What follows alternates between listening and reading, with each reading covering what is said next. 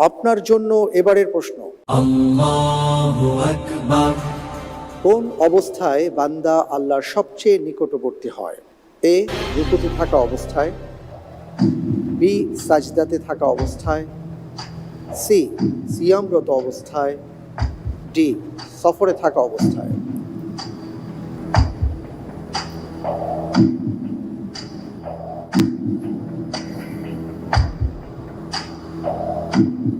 আলহামদুলিল্লাহ, আমি এখান থেকে উত্তর হিসেবে বেছে নিচ্ছি বি, সাজদাতে থাকা অবস্থায়।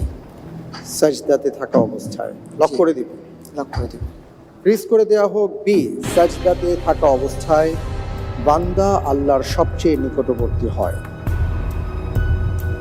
আপনি যে উত্তরটি দিয়েছেন, আপনার উত্তরটি সঠিক উত্তর। আলহামদুলিল্লাহ।